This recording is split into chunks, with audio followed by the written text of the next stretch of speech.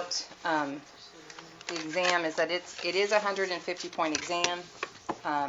There are 45 multiple choice questions worth 2 points each. Those are distributed across the 3 chapters. Your Quizlet will be your friend, right? The terminology is on Quizlet.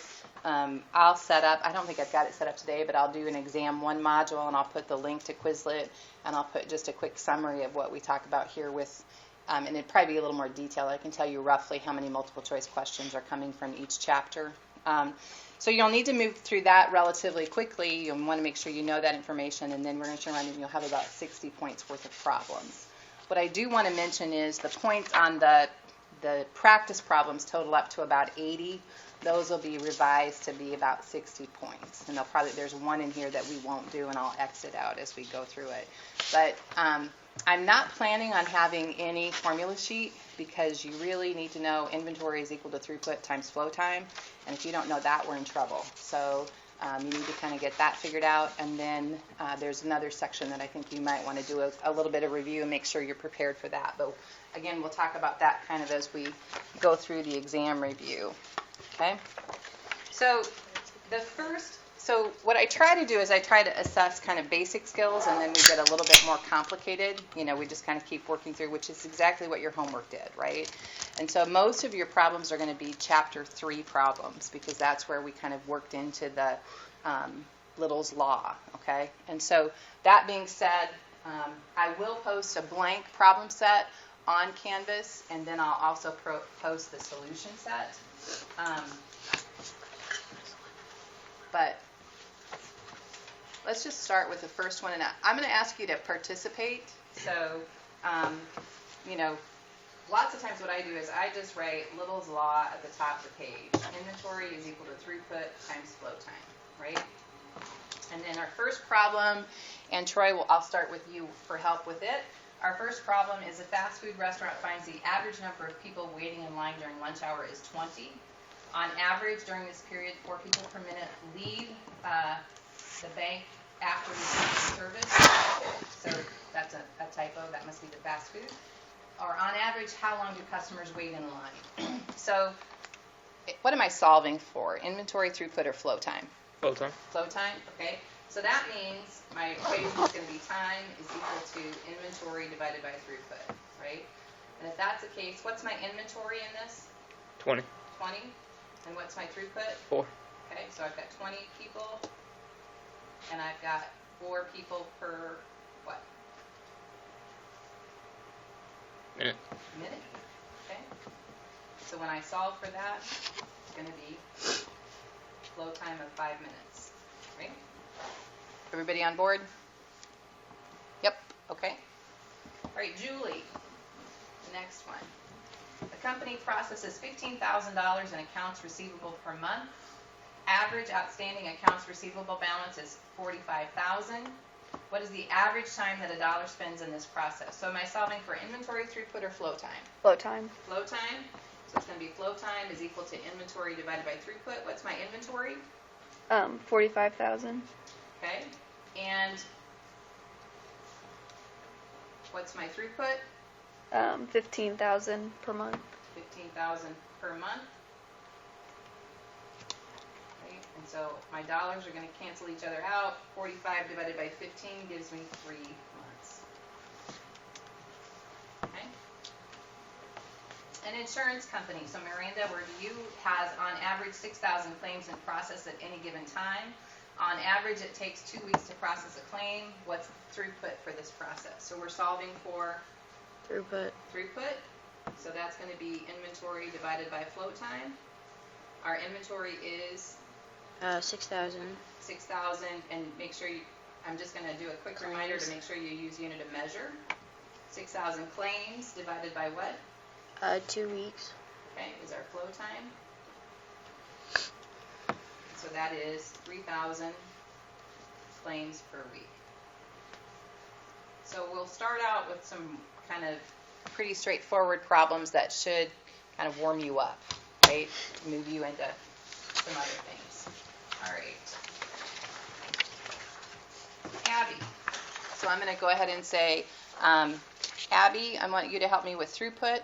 So when we fill in this next table, Austin, I want you to help me with inventory, and Chelsea, I want you to help me with flow time. All right. So as you hear those, make a note of it, and we'll come back and fill the table in. Okay.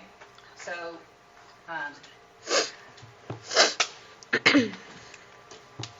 And you'll see in this, on the exam, I will draw the diagrams for you so that there shouldn't be confusion about how the process actually flows, okay?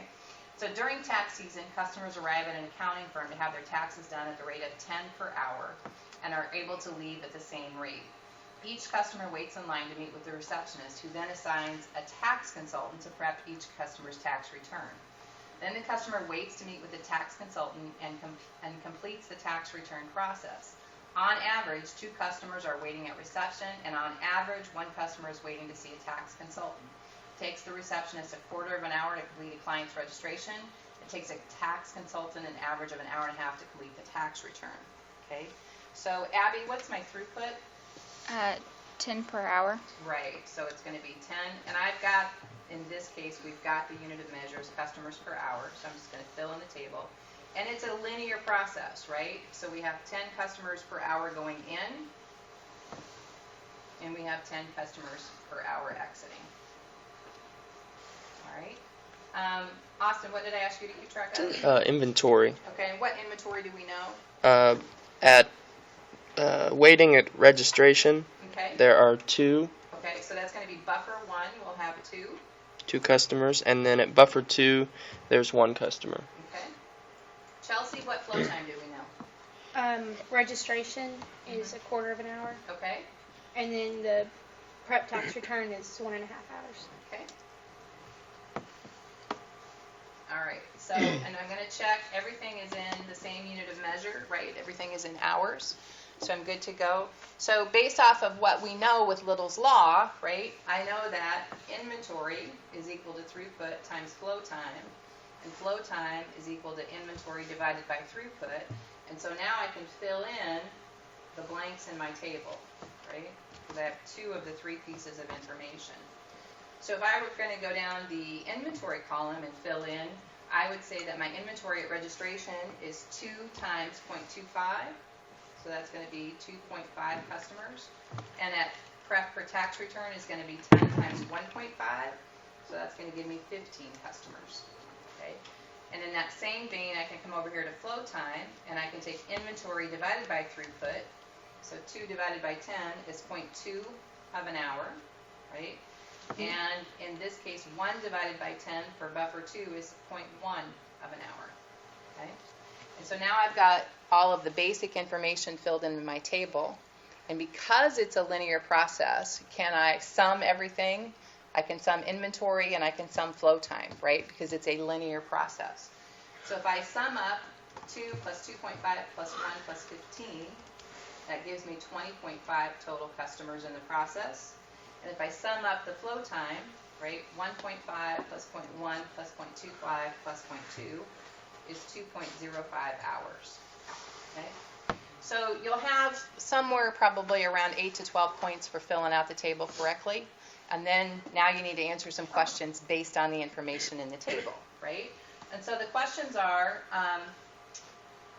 on average, how many customers were in the total process? Khalid, how many customers on average are in the total process? 20.5. 20.5, right?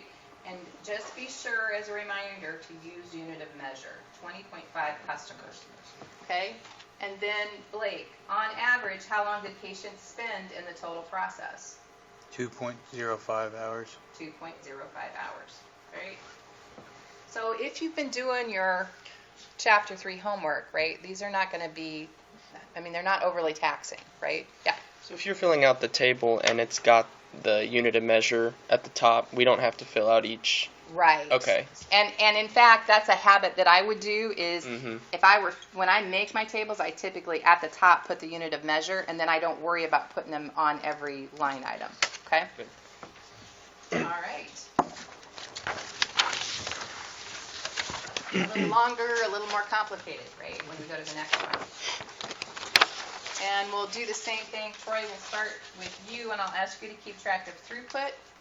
Julie, I'll ask you to keep track of inventory, and Miranda, I'll ask you to keep track of flow time that we know, okay? And again, it's just a little bit more complicated than the last one because it is not a linear process, right? We can tell that by looking at the diagram. We know that people come into the process and they exit at two different places, okay?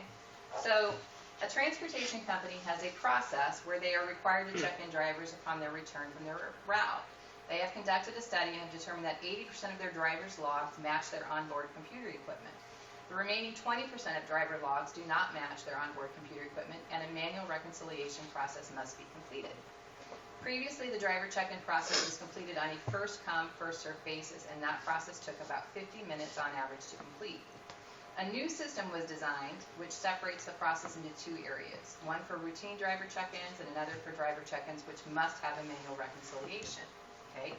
The driver check-in process consists of the driver arriving back at the terminal and waiting to see a clerk who completes the initial inspection to determine if the driver's logs match the onboard computer equipment.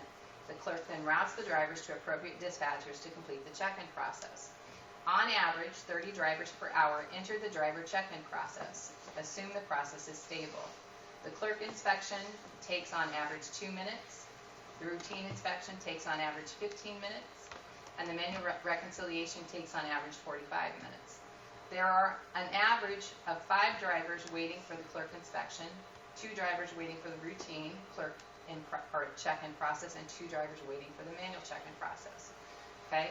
So if I'm going to fill out my table, the first thing that I want to do is I recognize that we have, Troy, would you agree, of 30 drivers per hour entering the process? Yes. Okay. All right, so for throughput, how far down can I go with that 30 drivers per hour? You can go to the clerk. Okay, so 30, okay, and then what do I need to do from there? For buffer 2 and the routine, you have to take 30 times 0.8. 30 times 0.8. And you don't have to do the 30 times 0.8 here, but if you want to show me your work, I guess that's a good point to bring up. If you show me your work, I can give you partial credit. If you just give me an answer and it's wrong, I just can say it's wrong, and so it's either all or nothing kind of a thing. So I guess I encourage you to show me your work. All right, and then for the manual reconciliation for buffer 3 in the manual, what do we do there? Take 30 times 0.2 or 6. There you go. Which equals 6. Okay, so, and sometimes then as I'm reading, I might have made notes on here, right, that I've got 80% going to routine and 20% going here, which is going to help me then recognize what I need to do. Okay? So, Troy, are my unit of measure, is it consistent? It's going to be 30. Okay, so let me ask the question differently. Are my units of measure for throughput and flow time, are they consistent? No.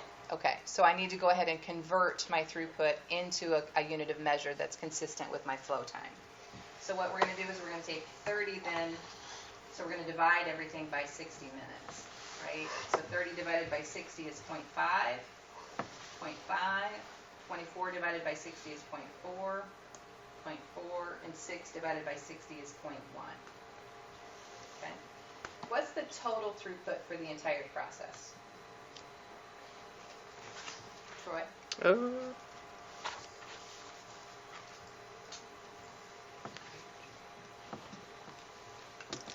Anybody else got an idea? 30. What? I'm sorry, Clete? 30. 30, right? Because it's a stable process, we have 30 entering the process and 30 exiting the process.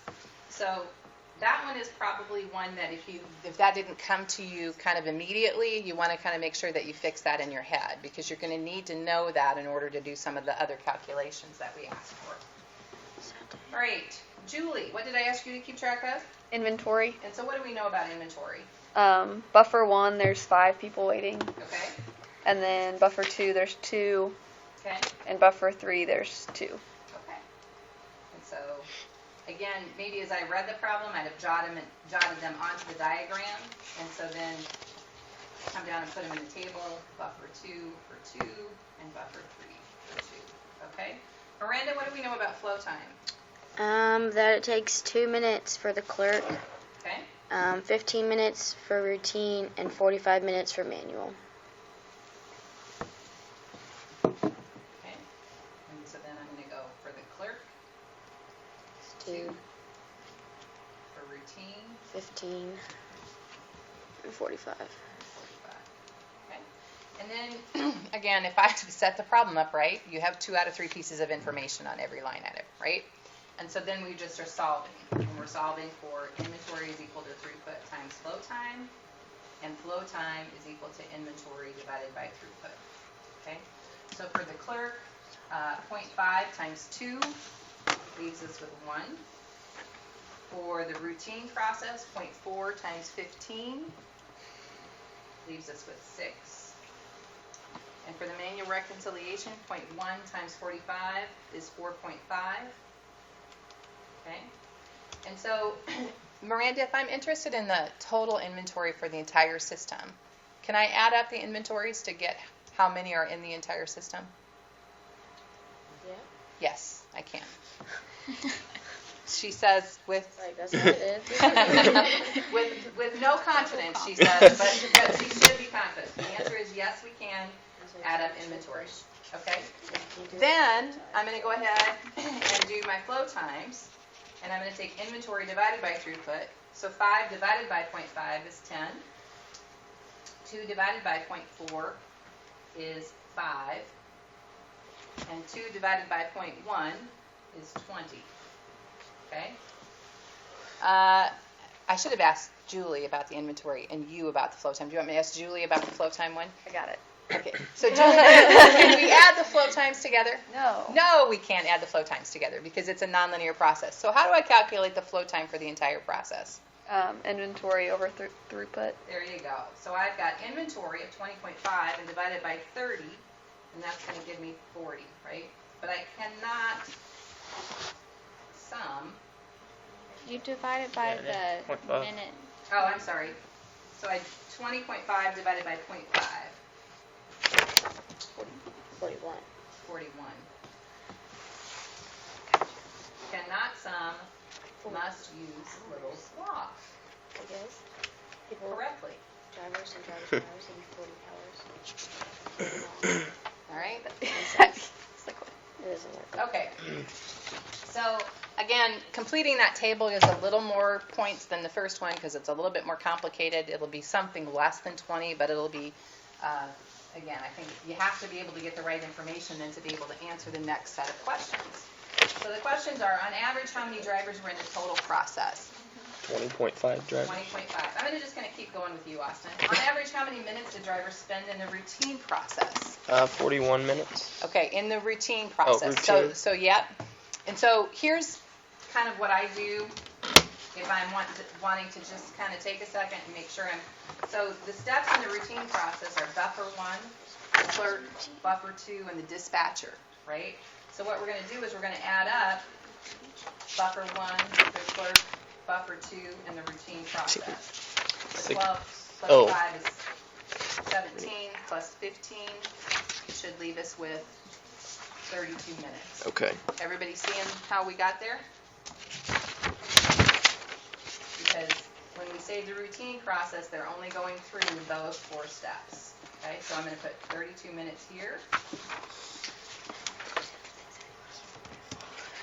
And then it says, on average, how many minutes did drivers spend in the manual reconciliation process? I think it's 77 minutes. Okay, because the manual reconciliation I'll do with the asterisk.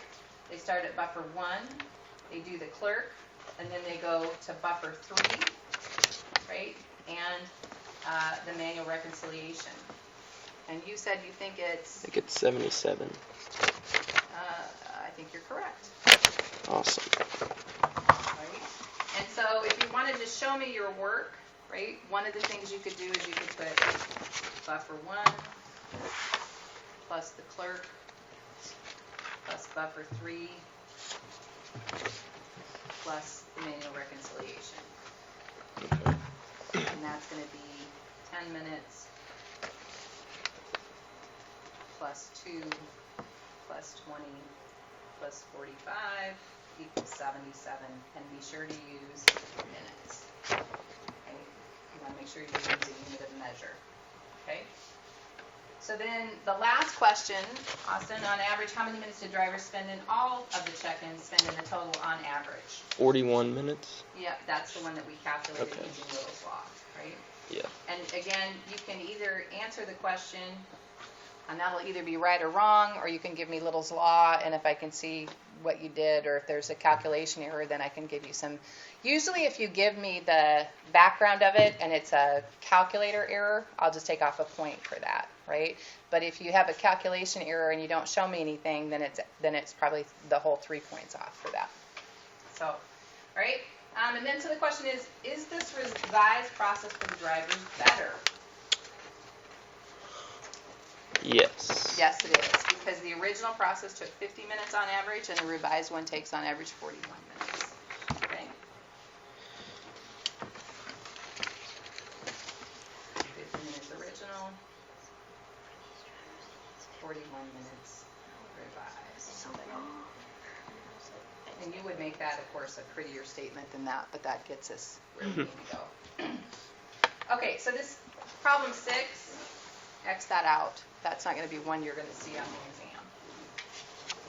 Okay. Let's go ahead and go on to number 7.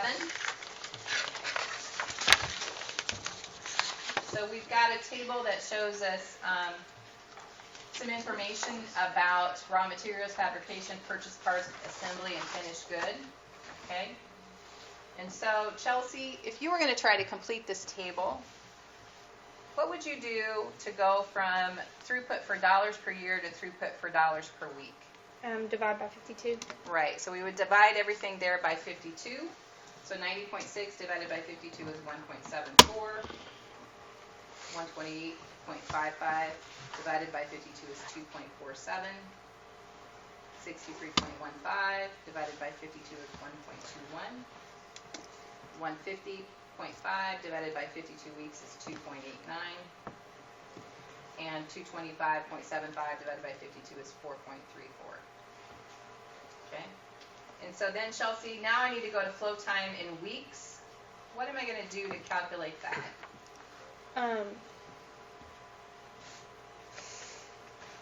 Just draw a blank.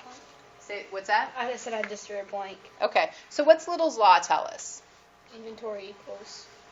So if I know Little's Law is inventory is equal to throughput times flow time, and I'm solving for flow time here, Then it'd be inventory divided by. right, so then The it's inventory throughput. divided by throughput, and I have inventory and I have throughput. So I'm just going to run through it with my calculator and do that. So for raw materials, 21 divided by 1.74 is 12.06. Okay, 18.75 divided by 2.47, 7.59 for fabrication. For purchase parts, 5.25 divided by 1.21 is 4.32. For assembly, 16.375 divided by 2.89 is 5.66. Okay, and finished goods, 5.625 divided by 4.34 is 1.30. Okay. So if you remember, this is very similar to the kind of the example that we did in class, where they looked at, okay, where are our dollars at and how much time are they spending in those areas, okay? And so the question is, in which department does a reduction of flow time have the greatest impact based on dollars per week? Finished goods. It's finished goods, right? Because that's the highest dollar amount per week that we have going through there. So if we're able to save a week in finished goods, right, that's 4.34, and I think we're working in millions. I can't remember if it says that or not. But, so again, that's a pretty significant savings. And then, so we would say finished goods here. And then what other areas might you recommend for improvement other than the highest dollar per week, and why? So where else would you look at that table and say, gosh, we could focus here and it's important because of this?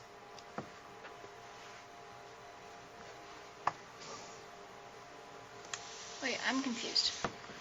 Wait a minute. You explain A. Yeah. So A is just asking us, and it's being specific. It's asking us to look at In which department, so we have departments of raw materials, fabrication, purchase parts, assembly, and finished goods. So with those 5 departments, which department does a reduction of flow time have the greatest impact based on dollars per week? So Julie, how did you answer that? Tell me the logic that you used to answer that. Since the highest amount for the throughput in dollars per week was in finished goods with the 4.34, you know that's how much money is going through there per week, basically. So and since it said like greatest impact based on dollars per week. That's right. So that one was very specific to say, I want you to focus here. And then the next one says, okay, now I'm not going to tell you where to focus. Now you look at the chart and tell me, based on what you see, where else would you focus and why? Okay? I'm sorry? Assembly. You would focus on assembly, and you would focus on that because why? Because it has high inventory, but like longer time. Okay, so it has a high inventory of 16.375. And it takes 5.66 time. And it takes 5.66 weeks. Weeks, yeah. Okay? And so you would say because it has that high inventory and a long flow time that there might be some opportunity there. Yeah. Okay? All right. What else? I'm not saying that one's not necessarily right or wrong, and if you use that justification, I'd probably give you credit for it. I think there might be some other opportunities too. What else do you see? Raw materials. Okay, and you see raw materials because why? Because it takes 12 weeks. Right. And so based on the example that we had in the textbook, we kind of went highest on either side of that. We went highest with throughput, and then we went highest for inventory, and we said those are probably where we may have some low-hanging fruit, right? But Khalid, what you said, because you justified it, would not necessarily be wrong either. Okay. But I think the purest answer, based on the approach that we took in class, would be finished goods and then raw materials, okay? So again, if that's why the and why is there, because if you justify your answer adequately, that's going to work. Okay, so I would say raw materials because it has the longest flow time.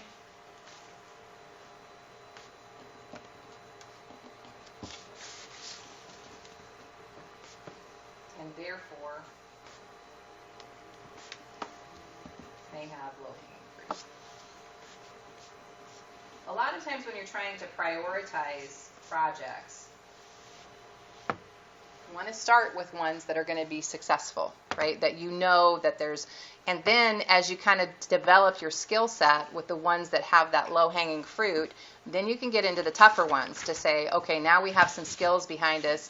Now let's tackle some that we know are important, but maybe there's not quite as much opportunity there. Okay? All right. This will be everybody's favorite. This will be the one I think you'll have to do just a little bit of studying for. Okay? Because the others, I think, you've done the homework, you've had that exposure to it. And so then this one is about using the financial statements, right, to figure out the flow time for manufacturing accounts receivable and accounts payable. Okay, and I'll show you if I'm studying, one of the things that I might do. So I told you earlier that I like to use color, right? And so to help me remember what goes with what, because I'm telling you it's not necessarily a natural for me. It's like if I look at it for a few seconds, I'm like, okay, yeah, I can figure this out. But so what I did is I highlighted in green. So if I'm trying to find the average flow time for manufacturing, what is it that I'm using? So flow time, what's our Little's Law formula? Blake, what's our Little's Law formula for flow time? Flow time equals what? Oh, geez, I just went blank. What? I can think of one of them. Is it T equals I divided by R? Yep. So flow time is inventory divided by throughput. Okay? And so each of these is asking me for flow time, so I need to be able to come up with the inventory and throughput for manufacturing, for accounts receivable, and accounts payable. Okay? So when we talk about inventory and throughput for manufacturing, you're going to go to your cost of goods sold. And on your cost of goods sold detail, right? You have cost of goods sold and inventory. Okay? So, Blake, I'm going to ask you, those are hard to read, but you all have your own copy in front of you, and online they'll have their own copy as well. So, which is inventory? And so let's say I've got cost of goods sold, a total of 263.6. Is that inventory or throughput? So that's annual cost of goods sold is 263.6. 263.6 a year? Yeah, It'd be throughput. it's throughput, right? And then our inventory is a snapshot, right? And so our total inventory is 90.8, and that's a snapshot of inventory at that point in time. And so that's going to be our inventory for calculating. And so our manufacturing flow time is going to be 90.8 divided by 263.6, right? Which gives us 0.3445. So 90.8 divided by 263.6. Okay, Troy. Average flow time through accounts receivable. Now I'm going to pull that off, and I'm going to ask you, do you know, where does my inventory for accounts receivable come from? The balance sheet. Right. And it says receivables less allowance, and that value is 32.8. Right? And Julie, where does my throughput for accounts receivable come from? Do you remember that one? So think about it this way. The linkage that you need to make is that on an annual basis, everything that we sell, we bill to our customers. So what would be our throughput for accounts receivable? Sales? Net sales. Yep. So 350. Okay. So that's going to tell us then that for part B, we're going to have inventory divided by throughput, and that's going to be 32.8 divided by 350 per year. And where was the 32.8 from again? So it is from your balance sheet, and it's going to be about a third of the way down on the balance sheet, I think. Found it. Not quite a third. It's going to be the third line item. She points to it as though you can see it on the screen. Do these have a unit?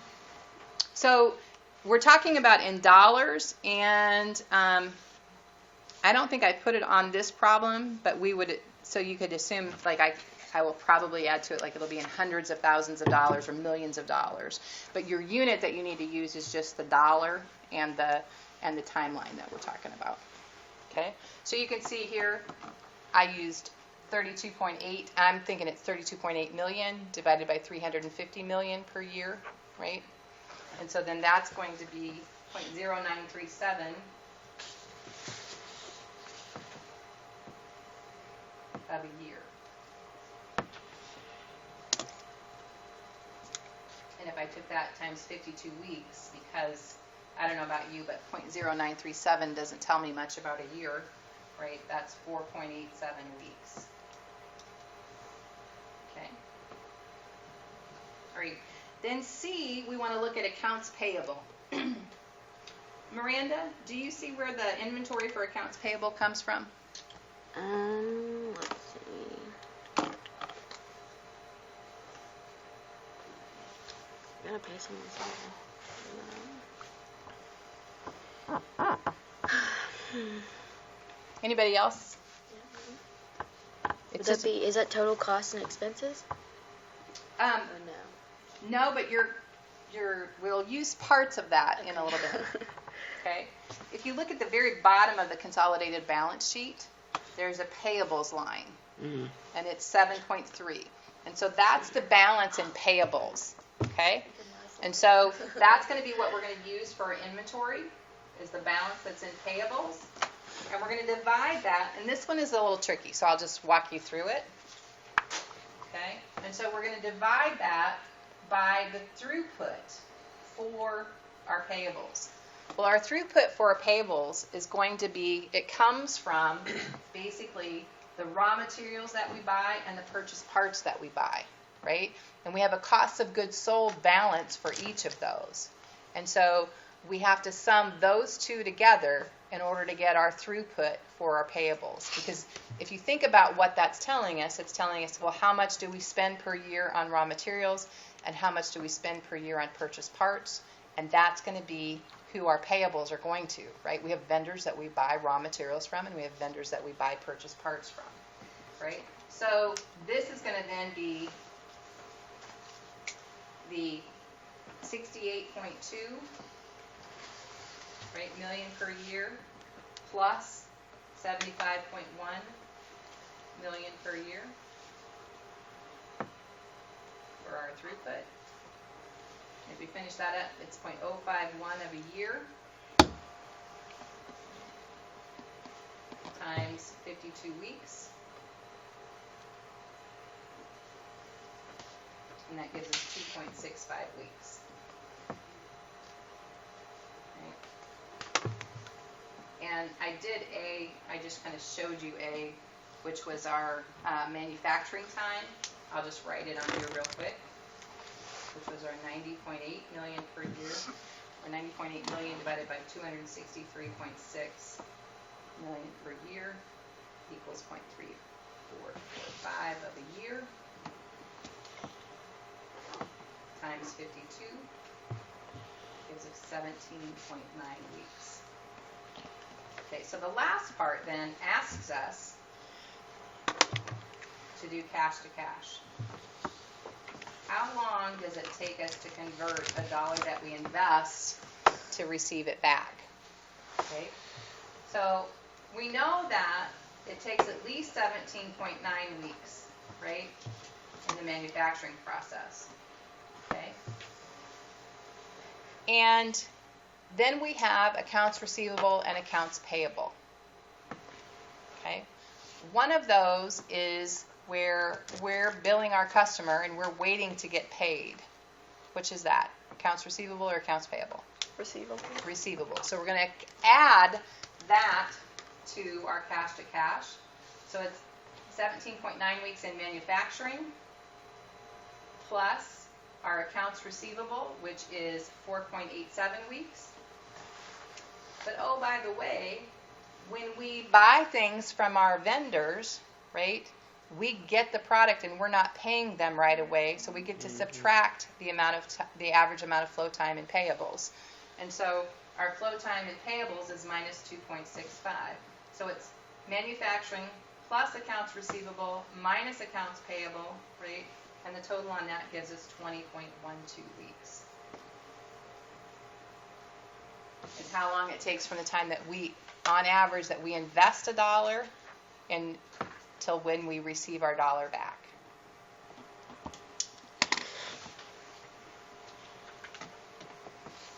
All right. So we went through those in probably 30 or 35 minutes, right? And it takes a little longer while we go through. So I'm anticipating, those problems. Let's just say it's going to take you 30 to 35 minutes, right? That gives you 30 to 40 minutes to spend on your multiple choice questions, and there's 45 multiple choice questions. My experience has been those that are prepared probably spend like 30 seconds on each multiple choice question. So you should have plenty of time to complete all the problems.